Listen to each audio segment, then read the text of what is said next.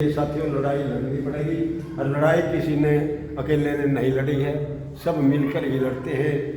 एक आधा मेरे मुर्गा ना लड़ता, ये भाई शायद 2 बार लड़ ले, वो 5 बार लड़ ले, लेकिन लड़ाकू जरूर चाहिए और वो हम में से ही होंगे। ये होगा, वो होगा, कोई और होगा। लड़ाई आज हमारे गांव के अंदर अखिल भारतीय फेडरेशन की तरफ से जो ये ग्लोब यूथ की एक मुहिम चलाई हुई है, उसको लेकर के हमारे बीच में मास्टर बलराज सिंह और डॉक्टर सौरभ सिंह और इनके साथ में आए हुए सभी अध्यक्ष मंडल जो यहाँ पर विराजमान हैं। हमारे गांव के अंदर पहुंचने पर सबसे पहले तो हम अपने गांव के सभी रिटायर्ड कर्मचारी साथियों व बुजुर्गों की तरफ से आपका यहाँ पर पहुंचने पर हार्दिक स्वागत करते हैं।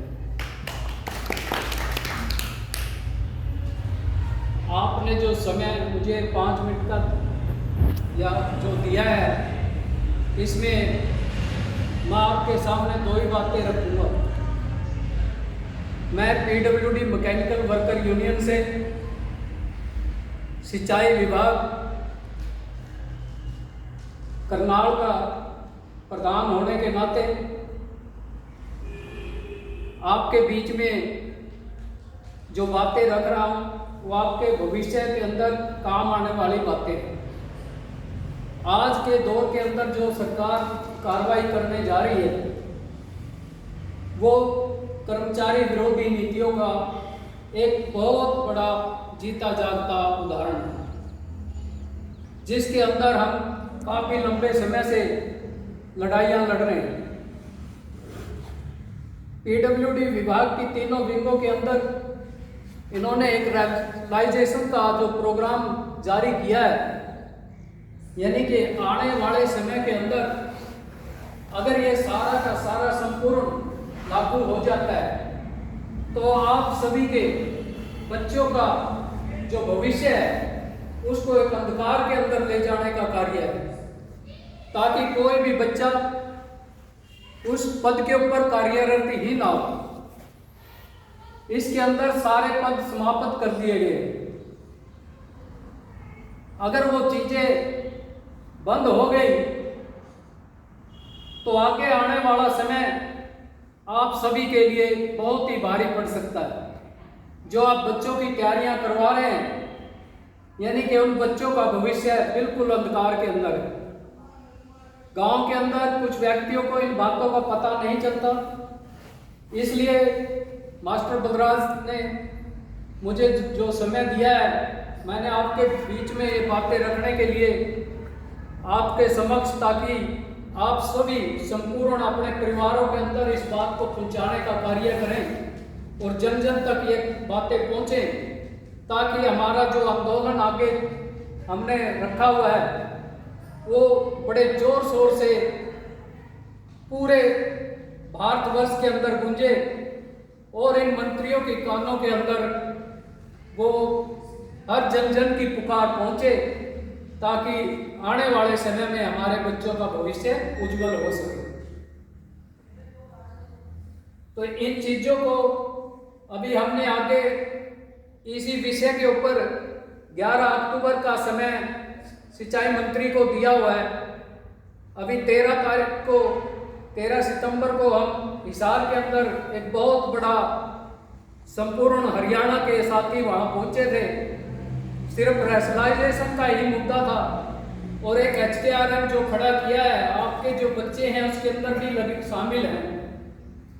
वो भी एक उन बच्चों के ऊपर एक अंधकार की ही डोरी लटकाई हुई है, यानी कि उनका जो भविष्य है वो वहीं का वहीं लटका करके रख दिया गया, ताकि वो आगे बढ़ ना सके। उस रस्सी से उनको जकड़ करके रख दिया गया, ताकि वो कभी भी जिंदगी में पक्के हो ही नहीं सकते।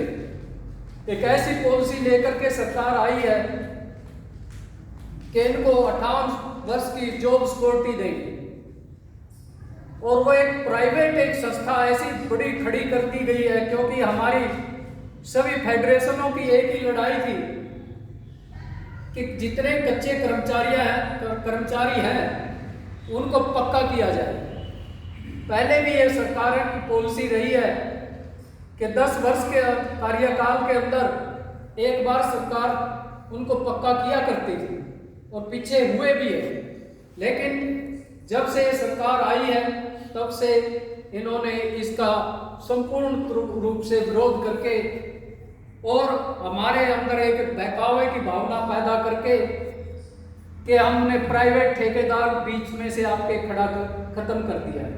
लेकिन नहीं, मैं आपके सामने आज समक्ष प्रत्यक्ष रूप से आपके सामने बता रहा हूं कि हमारे सामने एक बहुत बड़ा ठेकेदार पैदा किया है जो कि HKRN के अंदर है। HKRN एक ऐसी संस्था है जो कि प्राइवेट लिमिटेड है, यानी कि उसके अंदर